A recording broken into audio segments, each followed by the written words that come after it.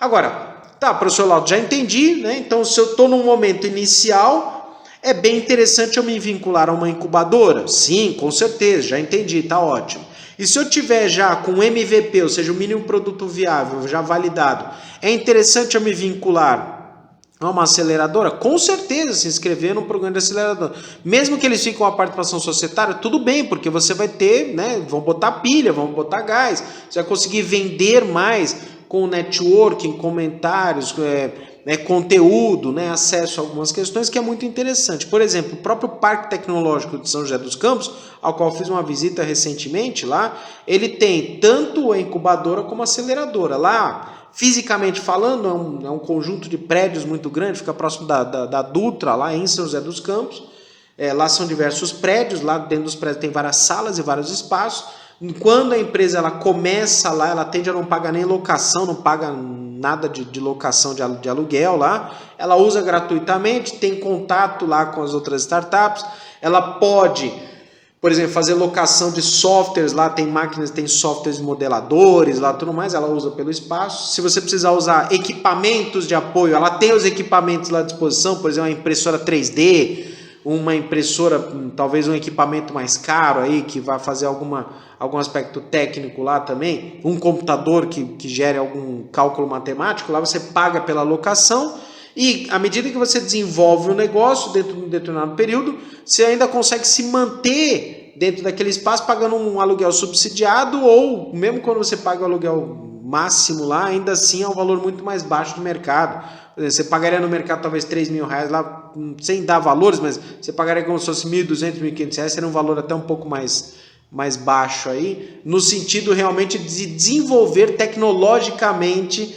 as empresas que estão lá incubadas ou aceleradas dentro daquele espaço. Esse é um conceito muito interessante porque acaba tendo concentração de conhecimento em um único espaço, trocas de informações, network, né? Apoio dos próprios professores vinculados lá ao ITA, né? Que é o Instituto Tecnológico Aeronáutico, que tem um grande foco lá em inovação nesse sentido. Então você tem bastante espaço para isso, tanto como aceleradora como incubadora, né? Então é bem interessante.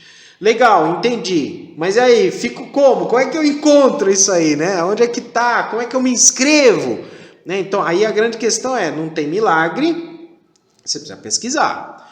Então, como é que você vai pesquisar isso? As incubadoras e as aceleradoras, mesmo as privadas, tá? Mesmo as que têm focos econômicos, né? Um objetivo econômico, elas abrem editais.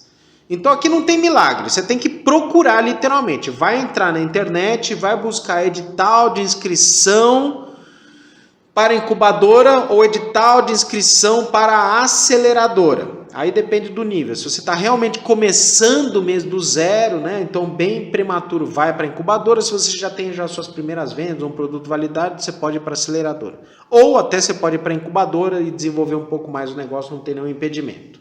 E aí, através desse edital, você consegue identificar quais são as regras para você entrar, tanto na incubadora como na aceleradora, identificar se é gratuito, se tem uma participação societária, quais são as suas obrigações, os seus deveres, os seus direitos, né, para participar, quanto tempo, se você paga a locação, se vai ser gratuito, quais são os benefícios, quais são as regulamentações, quais são as regras para você participar.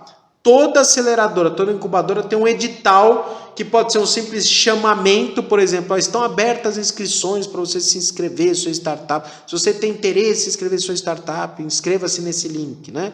Ou tem um edital mesmo, se por exemplo for uma instituição pública, tem um edital que aí tem a lisura do processo, tem um processo seletivo, você se inscreve, pode não ser aceito, mas até aí, né?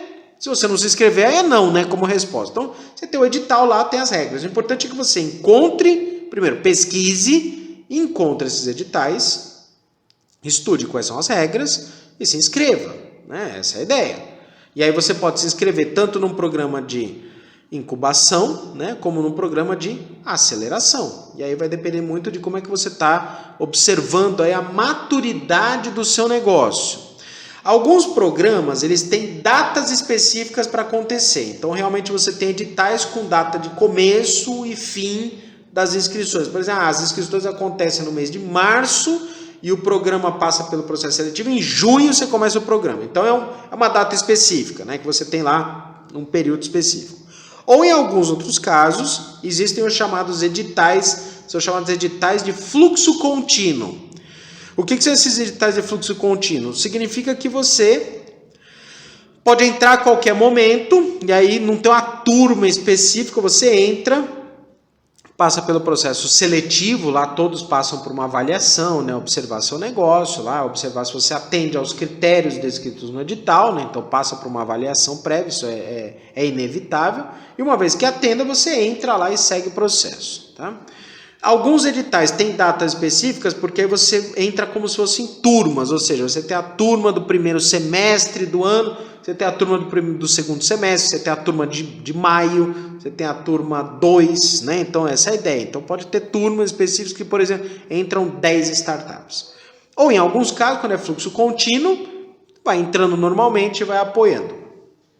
Se é fluxo contínuo, por exemplo, prefeituras tendem a ter fluxo contínuo, né? O que acontece? Se tem espaço na incubadora ou na aceleradora, fisicamente falando, né? Tem espaço, digamos, você tem um prédio lá que cabem 10 startups, tá? Então cada startup tem lá direito a usar tantas cadeiras, tantas mesas, ou tem uma sala realmente específica, ou tem um espaço específico, ou tem um conjunto de mentores direcionados para você, né? Então, nesse sentido, digamos que tenha lá o espaço, lá o limite de 10. Se já tem 10 startups, você se inscreve, o máximo que vai acontecer é falar assim, aguarda um pouquinho, uma próxima startup vai sair do nosso programa, ela já está se formando lá naquele espaço, lembra que a gente começou?